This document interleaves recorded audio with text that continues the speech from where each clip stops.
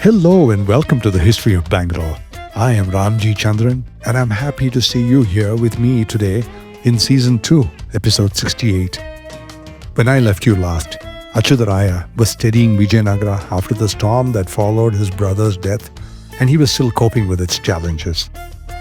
For a man who was called weak by Fernão Nunes, Achyuta had done reasonably well. He had restored peace, reorganized his bureaucracy, and balanced his budget. But it was becoming clear to everyone that the center was not going to hold for long. There were too many opposing forces at play, the Bijapur Sultanate, and even within the palace, Aliya, Krishnadeva's son-in-law. Even as the rumors spread, one man in the Mysore Deccan sensed the need to secure himself and his principality for the future, but would not be disloyal to the king. And this is the story of Kempe Gowda. But before I take you there, I would be remiss if I didn't take a moment to thank the Prestige Group, whose sponsorship makes it possible for me to bring you this podcast. Building cities one landmark at a time, they transform dreams into reality. You can be a part of the future. Simply add prestige to your life. In Vijayanagara, the air had changed. Even from the years of Krishnadevaraya's illness, the clamor of a kingdom always at war had yielded to the scraping of daily life. Temples were being completed, new mandapas were being raised, and the dull sound of bureaucracy at work replaced that of soldiers in the village squares. Achyuta Raya was 4 years into the reign now, and he ruled a calmer empire, at least one that looked calm. But that stillness was deceptive. Beneath it ran the currents of trouble. Aliya Rama, Krishnadevaraya's son-in-law, was looking to act on his ambitions, which had been frustrated by Krishnadeva, who had given the throne to his brother Achyuta. The sense of unease would have hung in the air, and as it typically happens, the rumor about an impending failure of a kingdom become a prophecy the rumors themselves fulfill. All sorts of things start to go wrong. If the rumors are loud enough, the king starts to lose the support of the feudal lords, and this would spell disaster for him. Feudal lords were known by various titles over the centuries, first Gavundas, and then progressively Gaudas, Nayakas, Oreyars, Paligas, Prabhus, and variations of those. And I say this in no particular order. Each ruled their own principality or fief, and these were called by different names, some of them reflecting the size and the importance of it, names like Nadu, Sime, Mandala, Sthala, and others. By a system that scholars described as the segmentary state, the land was actually administered by these people, not by the king. They were in effect the Rajas of their own domains. Some even gave themselves the title of Raja, or for example, Nawab. The kings were called Maharaja, Rajadiraja, Chakravartin, Sultan, Badshah, Shahanshah, and so on. The British established a more linear pecking order from the royals in charge, king, queen, and crown prince, to the duke, the marquess, the earl, the viscount, and the baron, in that order. Now, barring the royals, all the others were pretty much the equivalent of Paligars. They administered the land, built the infrastructure, arbitrated disputes, settled matters of justice, and importantly, they collected taxes for the kingdom. Their role was also to maintain an army that could be summoned by the king at any time. The palace officials and the bureaucracy of the kingdom would keep accounts with these local lords. Often, the central kingdom would station viceroys and governors in key districts, such as a mandala, which was the largest unit. The title Mahamandaleshwara reflected that. Now, they were not administrators of the Nadus, they were there to oversee the federal mandate, and that is similar to the governor of a state in India today. The emperor sat in remote authority over all these people and the Nadus, and he would provide federal support for them as they may require. The king had little to no role in the daily occurrences of a district. Now, because of this highly cantilevered approach to the administration of a land, the country would continue to run no matter what happened at the center. And indeed, this happened between kingdoms, like for example in a long yawn between the Hoysalas and the Vijayanagara, it was the Paligars who kept everything going at their districts.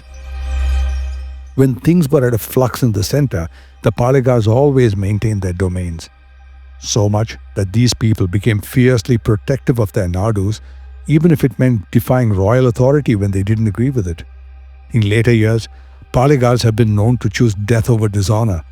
The trust of their people was first, and it was everything to them. Now, this system of the segmentary state had its dangers. Too much freedom, and these men might be tempted to revolt. Too little, and the empire would grind to a halt. So there was a laborious bureaucracy set in place to keep them in check. Every infrastructure project, every temple, every tank, every road would need central approval. And every public record needed to attribute every initiative to the king emperor and accord him with flowery and exaggerated praise. Often these inscriptions would record the whole lineage of the royal line with something about each king. Now this is comical by modern standards, but on the plus side, this is essentially how scholars have discovered the history of the land. A great example would be the Talagunda inscription. It contained the entire history of the Kadamba lineage, carved on each face of a tall 8-sided pillar. At the end of the inscription, its purpose, the grant of a water tank. The feudal lords were very vested in the strength of the overlord, and their own peace and prosperity depended on the continuity of a kingdom. For this reason, when things started to look wobbly, they either looked to support whoever was planning a coup against the sitting emperor, or, if they were big enough, became the people who would plan such a coup. In the history of the Deccan, exactly this happened with almost every empire. The Kadambas, feudatory of the Pallavas; the Vatapi Chalukyas, feudatory of the Kadambas; Rashtrakutas, feudatory of the Vatapi Chalukyas; and Western Chalukyas, feudatories of the Rashtrakutas, and then the Hoysalas took the throne from them, and off and on it went. So in the case of Vijayanagara, the first thing Aliya Ramaraya would have done is to get the support of a critical mass of these feudal lords. There's another way that kingdoms fall, and that is an all-out invasion by a rival kingdom. The rumors of Vijayanagara's core weakness would have reached all the rival kingdoms, but the most potent threats would have been those of the Bijapur Sultanate, the Portuguese, and the Gajapatis of Odisha. Now, the Portuguese did not want an all-out war against Vijayanagara, and Achyuta had actually held the Gajapatis. The Bijapur Sultanate would, only a few years later, go on to become the downfall of Vijayanagara. But all this happened much later, but for the time being, it would have been the feudal lords that were principally concerned with the rumors that were flying out of Vijayanagara. But not all feudatories think of battle and bloodshed as the only means to secure their future, and one of them was the Nadaprabhu, the feudal lord of Yelahanka, Kempe Gowda. Kempe Gowda's father, Kemparanja Gowda, had been loyal to the empire and served under Krishnadeva in his southern campaigns. Now, if you haven't already, I urge you to listen to the first episode of Season 2, where I trace the lineage of the Kempe Gowda clan. It's titled The Yelahanka Nadaprabhus. The family's lands stretched from Yelahanka in the north to Magadi in the west, and there was a big region of open scrub, granite hills, tank-fed fields. This was not the empire's richest country, but it lay at the crossroads, at the nerve center of many trade routes. And you'll see why this is important. Hiriya Kempe Gowda, or Kempe Gowda I, like everyone else, would have seen what was coming with the Vijayanagara kingdom. But he was not going to rebel or give his support to a palace coup. He was loyal to the king. But still, Kempe Gowda would need to protect his future and that of the kingdom, so he came upon a plan. And now I take a commercial break, and when I return, what was Kempe Gowda's plan? Right after this. Maximum connectivity, maximum luxury, maximum lifestyle. Live your max at Prestige Raintree Park. Opulent residences nestled in 21 acres of breathtaking landscape with 1 lakh plus square feet of clubhouse, 3 swimming pools, and ample leisure and sports amenities. Experience exquisite living at Prestige Raintree Park in prime Whitefield with schools, offices, hospitals, and shopping malls just a hop away. Call 81399 81399 or visit prestigeconstructions.com to know more. RADA approved. In the position that Kempe Gowda found himself in the past days, as a feudatory, he could declare independence, he could join a coalition of others, or seek to carve out an empire for himself. But Kempe Gowda's plan was to create something out of the opportunity that presented itself even in the time of turmoil. And that opportunity was buzzing all around him. The movement of goods from trade. For years, the main trade hubs in the region were Begur, Hebbal, Kolar, and the others who had traditionally served the passing trader. They were taxation points, but they also offered transshipment warehouses where merchants could break bulk, exchange goods for transshipment. It was a thriving and well-established system. Kempe Gowda saw the virtue in creating an entire market town to sit on top of this existing trade. He planned his enterprise from end to end. He planned the town, and then he planned a fort that would protect the town. The market town would be built to take in traders, who till now had only used the hubs as resting places. It would also provide them with housing and have all the infrastructure required to support daily life. So, as required by the convention that I mentioned earlier, he made a petition to Achyuta Raya for permission to build all these things.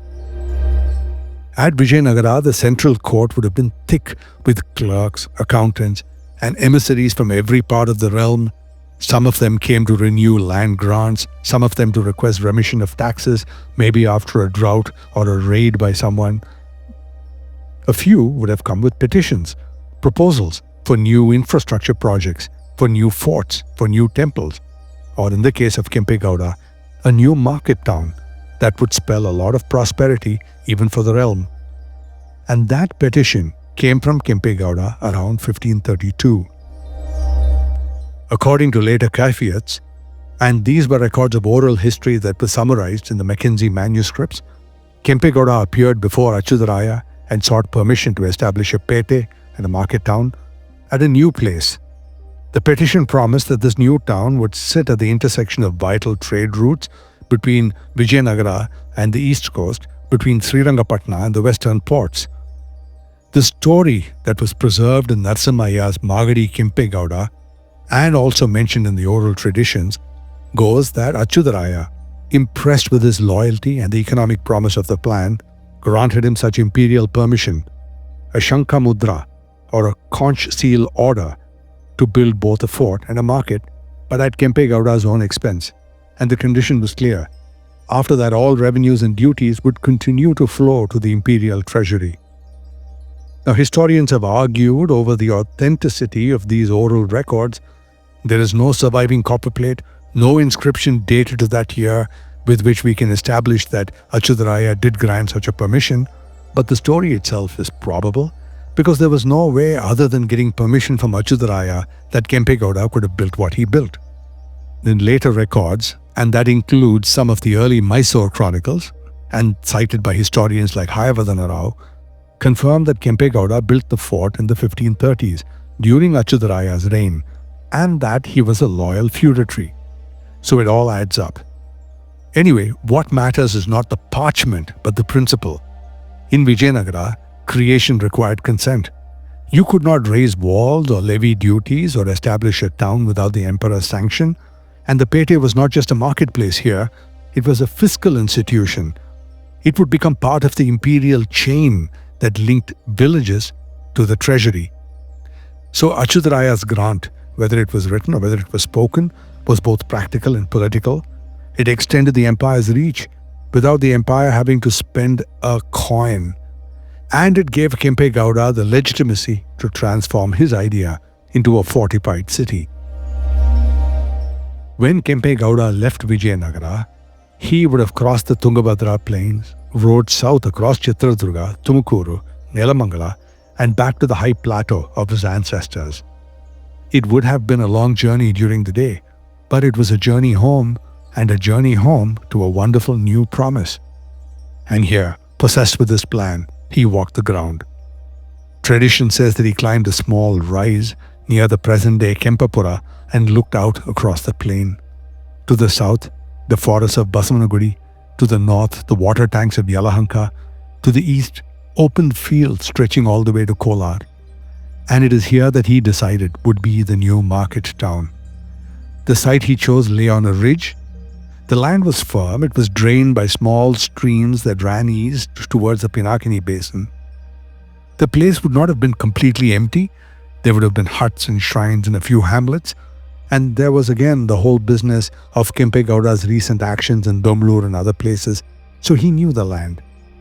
But the land itself needed a plan, something to bind whatever was there as settlements into a single rhythm. And Kempe Gowda had that plan, one that he later perfected. Historians say that the idea for a market town or pete might not have been Kempe Gowda's invention alone, that it might have emerged from a consensus. Vijayanagara itself had been planned as such, as a web of temples and markets and reservoirs, each sustaining the other, so the concept itself was not new. That city had been described as breathtaking by European visitors accustomed to the planning and architecture of Italy and other locations that were already mature urban centers, and many buildings and houses of that day continue to be used to this day. Kempe Gowda, like all the other nobles, would not only have been impressed by what he saw at Vijayanagara, but inspired by it during his many visits to the capital. Now the capital was Achyuta Raya's sacred economy, and Bengaluru would become its miniature. But who inspired whom to create the market town is a matter to ponder. Achyuta did encourage all the other loyal Nada Prabhus to create these fortified market towns that could serve both as physical and defensive nodes. Temples collected donations, merchants collected dues, and the empire collected taxes from them all. So was the idea of Bengaluru new, and was it Kempe Gowda's idea? Personally, I think it is. Vijayanagara had existed for decades, and yet Bengaluru was the first market town of its kind to emerge. Logic dictates that Kempe Gowda may well have inspired the others to set up market towns. Indeed, it was only during Achyuta's later years that other new pete settlements with forts were founded in Tumakuru, in Sira, and other places. Kempe Gowda's vision was not rebellion but continuity. Now the empire might change and dynasties might fall, which is what happened to Vijayanagara, but Kempe Gowda's city would remain useful as a market, as shelter, and a home for many centuries to come. And that was Kempe Gowda's quiet rebellion. Later generations would mythologize him, some calling him the founder of Bengaluru, others its first urban planner. But in the world of the 16th century, he was something even more rare, a loyal feudatory who built without betraying. In fact, Hayavadana Rao described him as the exemplar of the Palegar, ideal, faithful in tribute, firm in rule, and just in collection. And when the Vijayanagara Empire later fractured into hundreds of petty states, it was Kempe Gowda's model that would outlive, outlast, and outshine them all. Every later ruler of Mysore, from Chikkadeva Raya to Hyder Ali, would find in Bangalore a city ready to serve, roads, tanks, and walls, all laid out with imperial discipline. So when we look for the political origins of modern Bengaluru, we find it not in rebellion or in battle or in war, but in simple administration, in a document of permission issued by Achyuta Raya and honored by a Nada Prabhu who understood what it truly meant. And as he stood looking over the plains that would one day hold his city, he had even found a name for it, inspired by his wife's hometown, Bengaluru. In the next episode, the Bengaluru Pete. Over 500 years later, you can still see it and you can walk its streets. And now this podcast pivots to the history of the city. All that is coming up soon. I am Ramjee Chandran and this is the history of Bangalore.